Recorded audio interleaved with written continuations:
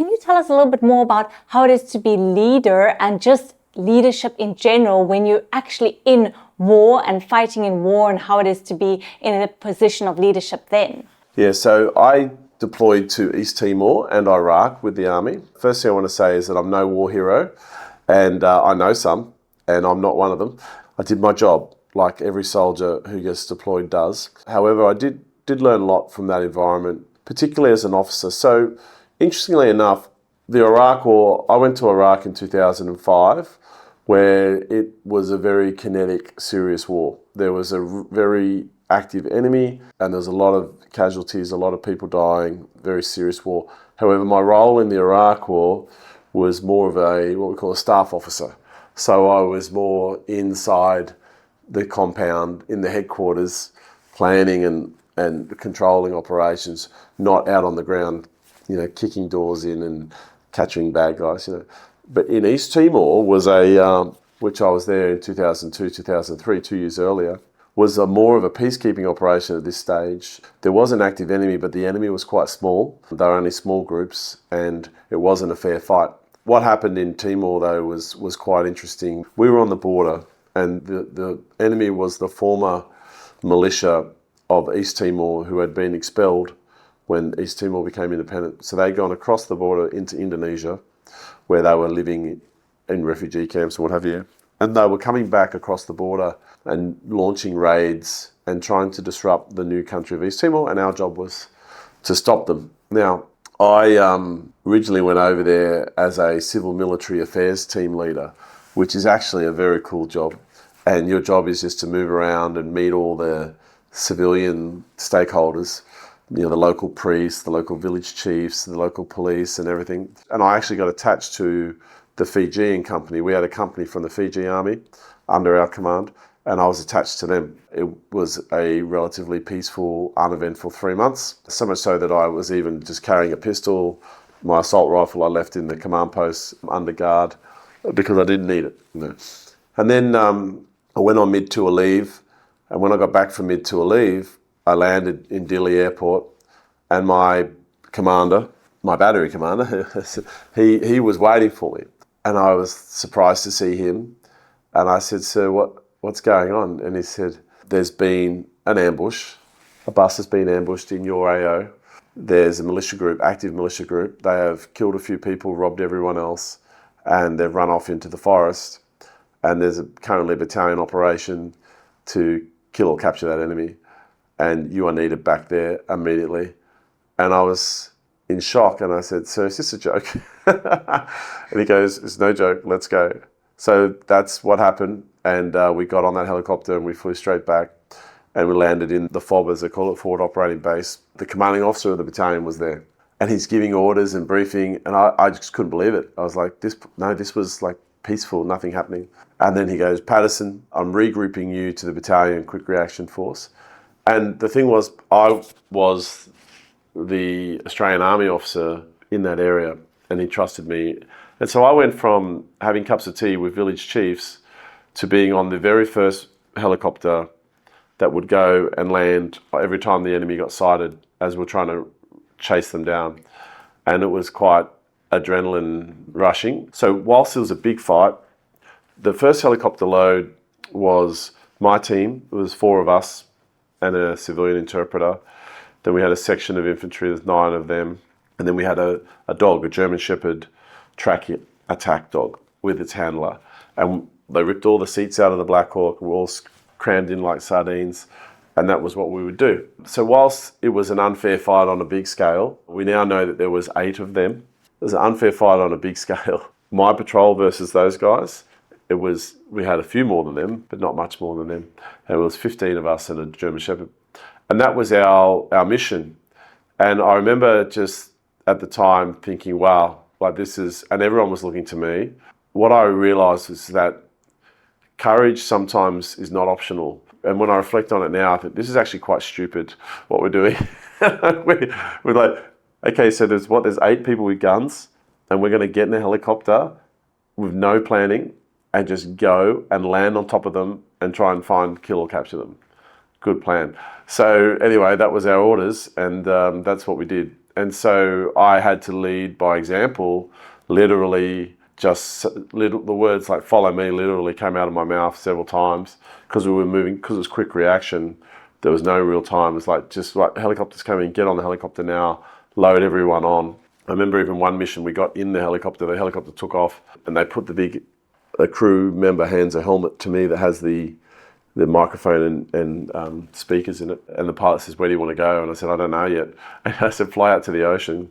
So he flew out to the ocean, and I said, okay, what do you know? And he told me what he had heard over the radio. And we had a location of the enemy, and it was 1 o'clock in the morning. And so I'm looking at my red torch. And then I said, okay, fly down the river and then land us with about 500 meters short of the village. But I don't want to be in the middle of the village because I want to come into the village as quietly as possible. So they'll know we're coming, but they won't know from where. Anyway, and then all he could find was a pebble island in the middle of the river because the rest of it was all jungle. So we landed literally in the middle of a river. We got out, and then I remember the helicopter took off, and then when it went quiet, the section commander of infantry said, sir, where are we and what are we doing? And that was the first time that he got a chance to actually know, to get any instructions from me. And I said, we're 500 meters from the village, enemy was sighted there. We're going to go there now. We're going to try and get them. Follow me. And I then jumped in the river, and unfortunately the water was only waist high, and we went through the other side. But what was interesting about that operation was sometimes as a leader, there's no time to plan. There's no time to talk. There's just do now. And this is why it's so important that you are supremely competent in whatever it is you're doing, because sometimes the situation is going to be so dire or so serious that you just have to say, follow me. And you better hope that you know what you're doing for them to follow you. So that was interesting. We did about 6 of those missions like that. The enemy did end up getting captured. They actually escaped our cordon, but 2 of them were wounded in a engagement, and then the other 6 escaped the cordon, and then 1 got caught by a neighbouring battalion, the Portuguese battalion, and the other 5 got away, but we got the names of all the guys from the ones that were captured, and then they all got caught in the end. A small war, but an interesting war nonetheless. There's a couple of things that come to mind around that. Before I left for that deployment, I actually got married, and there's a tradition in the army that dates back to the British Army, where British Army used to be the colonial police force, right? So the British, in India and South Africa, and and if you wanted to marry a local woman, you would have to write a letter to your commanding officer requesting permission to get married. So there's a bit of an army tradition that whenever you get married, you would write a letter to your commanding officer requesting permission to get married. And in the modern days, no one really ever did it. So I didn't do it, but I put in a leave application to go on a honeymoon, to take 2 weeks leave before the deployment. And then next thing you know, I get a letter in the internal mail. It's on an official letter, and it's got the commanding officer's name on the back. And I thought, I'm either in a lot of trouble or I've done something really good, and I don't remember doing anything really good, so I must be in trouble. So I opened the letter, and what it was a letter from the commanding officer, and it said, Dear Paddo, which is Patterson, my surname, my nickname, and it's like, I hear you're getting married. I've met your lovely fiancée. Good decision. Your leave is approved. I hope you have a wonderful time, and that you can come back, and we'll see you when you come back, and let's deploy, and we'll go together. And I remember getting this letter. This man was in charge of 1,000 people, and he was training them for war. And I remember getting this letter and just thinking, wow. And the moment I got that letter, every bad thing I'd ever heard about that guy went out the window, because the fact that he had the thoughtfulness to take the time to write that letter, and he probably just said to his adjutant, saw the leave app, said, write this guy a letter from me, say the following, send it, But it's that thoughtfulness that made the difference.